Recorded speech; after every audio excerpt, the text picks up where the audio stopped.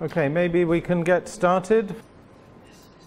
One or two of you expressed interest in one or two of these items of equipment, and particularly this one, this biofish, which is an interesting piece of equipment in that it is a rapid method for measurement of histamine, which we demonstrated last week in the training course for participants from laboratories. And it's based on an enzymic assay, but it actually measures the change in conductivity of the solution. So very quick and very accurate compared to the fluorimetric methods, which measure optical density of a color change. So this, once you set it up in the morning, you can do an analysis maybe every 3 to 4 minutes. So it's very, very quick, and the average cost is between, well, it's less than $5 per test in terms of reagents and things like this. So it's a very, very cheap and effective way. This costs about between 10 and 11,000 euros. So it's not out of the ballpark. All of this equipment is things which we were using in the training course, some last week, some this week, and we will be donating it to the St. Vincent Fisheries Department at the end of this afternoon, when we also give you the test kits, the chlorine test kits, the pH and thermometers and so on. Okay. So for this afternoon, I wanted to start by just describing very briefly a project which I was involved with last year, at the beginning of last year, which was a study in the Pacific region concerning development and strengthening of official controls in small island states, to be able to look at ways in which they can maybe work on a regional level to strengthen their controls rather than everybody working individually. So I thought that this might have some parallels for this region which we could take into account in our discussion. So this was under another EU project, a fisheries project, DevFish, and this study which we were commissioned to do was a scoping exercise for establishment of a FFA, that's Forum Fisheries Agency. It's kind of the Pacific equivalent of the CRFM. Establishment of a support unit for member countries' competent authorities to gain and maintain EU access for fisheries products. So there are 17 countries in the region, some of which are quite well developed, but others which are small island developing states, all of which are, 10 of which were ACP countries. So some parallels in a way between this region in the Pacific and the Caribbean. These are the countries and their EEZs concerned. So you can see a vast area of the Pacific Ocean here. And of those 10 ACP countries, only 3 had access to the European Union market. Solomon Islands, Papua New Guinea and Fiji, with exports to the EU of about 147 million. So although there are fewer countries with market access in the Pacific region compared to the Caribbean, the exports are significantly larger.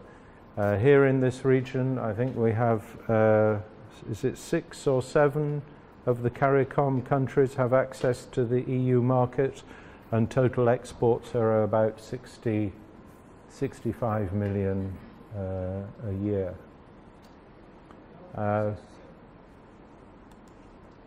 So the main issue in the fishery sector in that region is tuna. There is a massive tuna fishery in the southwest Pacific. Total catch in the region, 2.6 million tons.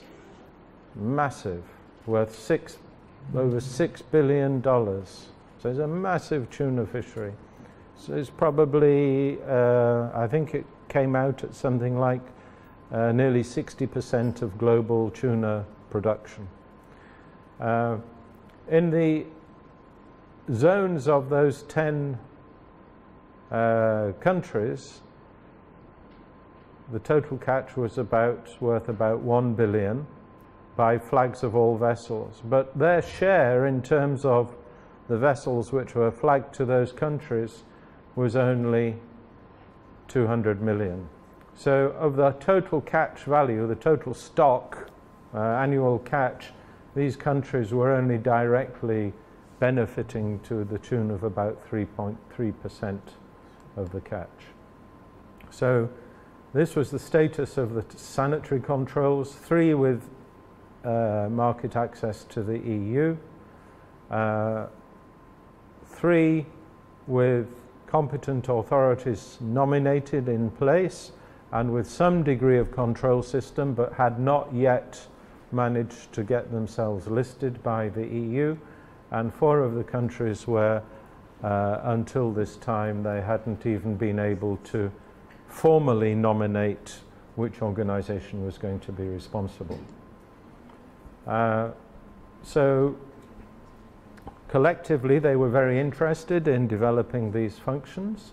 They saw benefits in terms of improved access to markets and better prices, so that their own flagged vessels could access EU supply chains.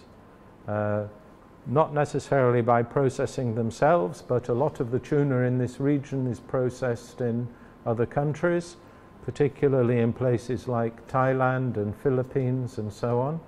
And they would be able to sell to those countries fish which was caught under an EU regime, so they could then can it and sell it to the European Union, which was one of their important markets. So there was actually a premium price on yellowfin tuna caught by vessels with an EU authorization. You could get another $100 a ton sometimes for your fish if your vessel was authorized to supply the EU. So that was a very attractive incentive for the vessel owners and the competent authorities and the governments to invest in these systems. It would also allow them to receive discharges from EU vessels approved by other countries. So, for example, China had a big fleet operating in the region of vessels which were approved for EU supply. But if the country itself in which they were landing was not approved, that product could not be certified, because as a country of dispatch, you wouldn't be authorized to issue the certificates. So that was another reason. As well as there were a few processing establishments in those countries, but of course they couldn't supply the EU market. And then also to establish an incentive for expansion of their flagging operations, so that more of the vessels in the region would be flagged to those countries, because at the moment there was no incentive, because you would, if you moved from, say, a Chinese flag to a Kiribati flag, you would lose access to the EU market. And then also, not forgetting, improve food safety for domestic and regional trade, because ciguatera is also an important food safety hazard in many of the islands in that region. So you can see there are certain aspects of the rationale here which are also applicable in the Caribbean region. Challenges. Well, they face the challenges, of course, that many developing countries face in meeting sanitary conditions for international trade in fishery products, lack of or poorly developed or out-of-date legislation, particularly regarding their institutional framework, mandates, responsibilities, relationships between institutions, and the content of the technical regulations, omitting requirements for HACCP and traceability and so on. Limited technical capacity and human resources, not enough people with strong enough qualifications to do these jobs, lack of access to accredited laboratory testing, lack of political will or understanding at the level of policymakers, at the level of ministers, to put the appropriate resources for these things to be built up. Limited development and operating budgets, so there was insufficient money for people to actually develop these systems. So these are all very, very common issues which we come across all over the world, and I'm sure you're all very familiar with these constraints to the development of the control systems which you're operating. But there were some specific issues because all of these impacts are amplified in microstates, in small countries. So these problems which are difficult in reasonably sized countries become almost insurmountable in small island states. The need in this region to deliver controls, sanitary controls on vessels which are operating over vast areas of ocean, sometimes not even visiting the country of their flag state. That also is rather similar to here. And then the logistics of sampling and testing over such great distances were also major challenges. So the idea was to establish a regional competent authority support unit. It would concentrate technical skills within the region, which then could be available to several countries.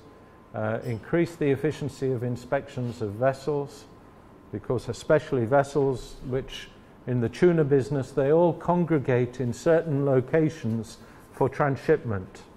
So there are certain situations, certain locations where there is a common transshipment point where reefer vessels come in and meet up with several tuna vessels so they can all transship into that reefer and then it can take the product to market. So if you can put your inspection at that point, you can actually catch many vessels coming in, even though they may be flagged from different states. Increasing the quality of inspections, the efficiency of sampling and testing, and improved coordination and communication of data, particularly sanitary history of reflagged vessels. So it was rather similar to the IUU situation where there was a lot of changes in flag of vessel, and sometimes keeping track of those things and the sanitary history of a vessel was rather difficult, which is the similar issue with regard to reflagging of IUU vessels. And then have a mechanism for delivering other technical assistance to the countries. So there are certain things you could do at a regional level, but there would still be a sovereign responsibility remaining with each state competent authority. They would have to retain responsibility for the legal framework of controls.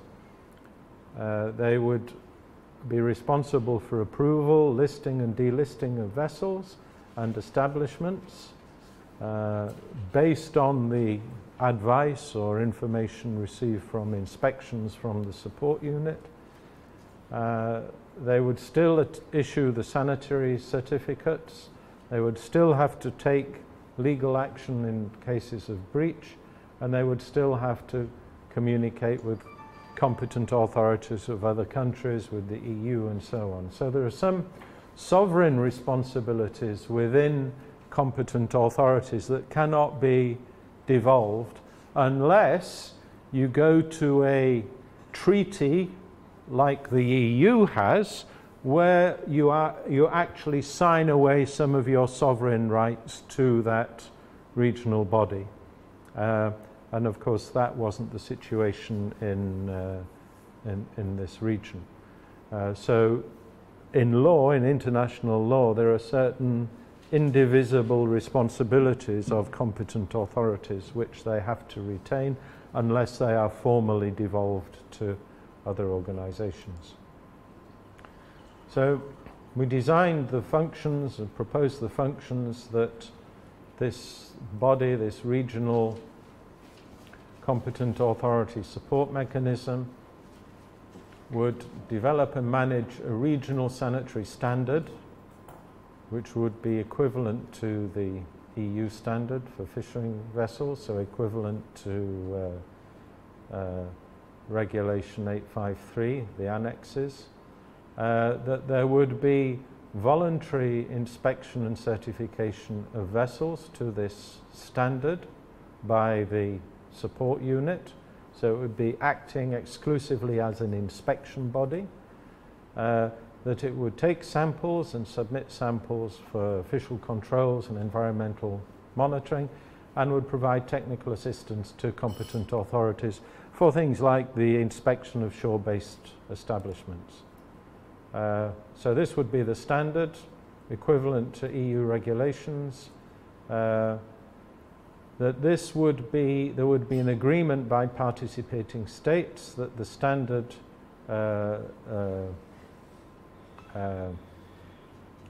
would be coherent with existing national requirements where those countries were already authorized, and that it would address the sanitary conditions on fishing vessels, freezer purse seiners and longline vessels. And the idea we had was that there could be two standards. There would be a Class A, which would be your EU compliant vessels, in other words the ones which had HACCP and all of the specific requirements, and there could be a Class B, which would be a lower requirement. We designed, we tried to map out where the demand for inspection services was, where it could be located, in this case Marshall Islands, and that the system would be voluntary inspection on payment of a fee and issue of certification of compliance with the standard. And then we could publish a list of vessels which met the standard, and the flag states would adopt that list as their list of authorized vessels. Okay, that was the procedure which we came up with. So the inspection body would not be formally part of the competent authority, but it would be contracted or contractually linked to the competent authority via the regional body, and the results of those inspections would be adopted by the authority.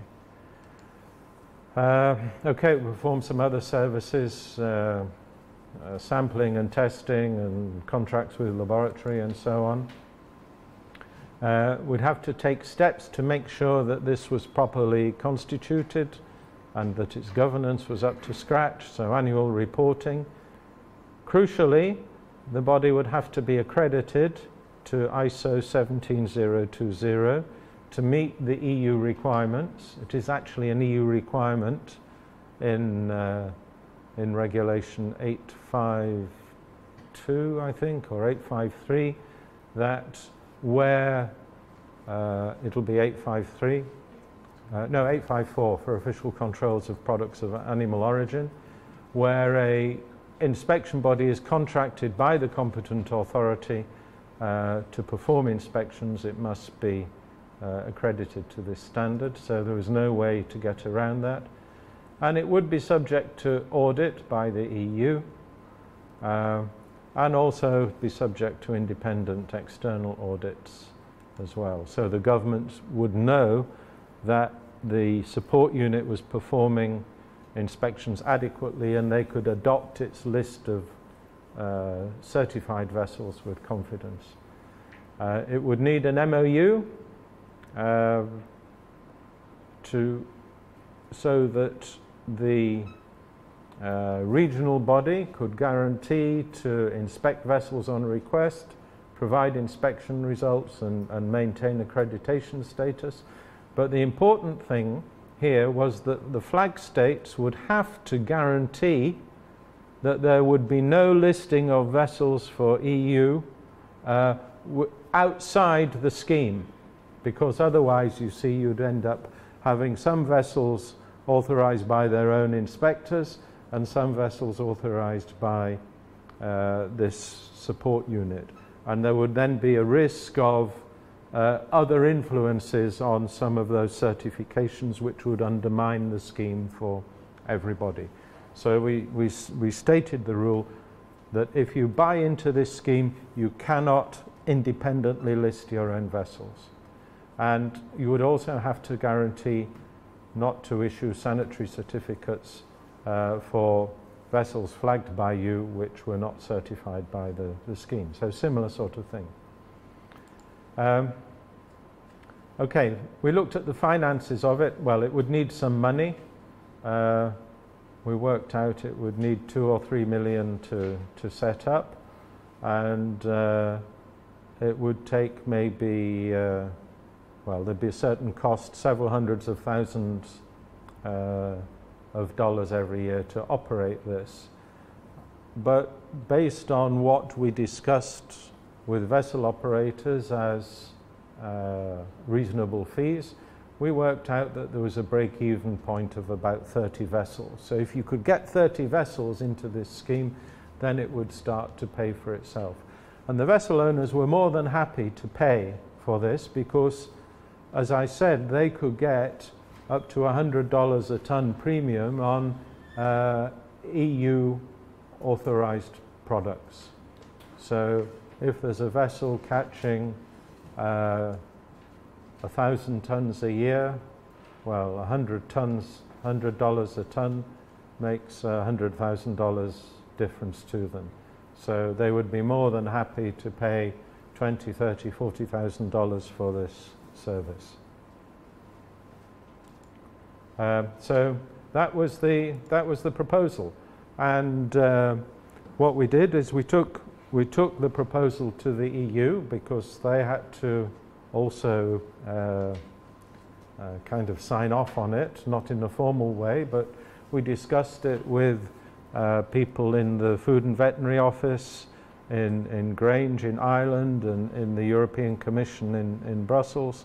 And we gave them this presentation and explained it and answered their questions, and they saw no major barriers. They were concerned about the governance, of course, as they always are.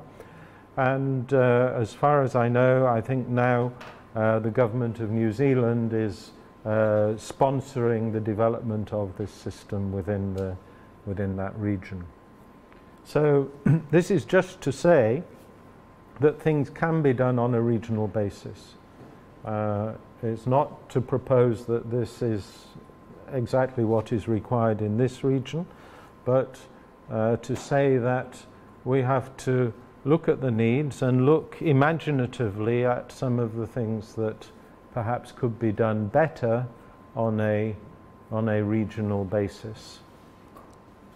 So what I would like to do is open this up for a bit of a wider discussion.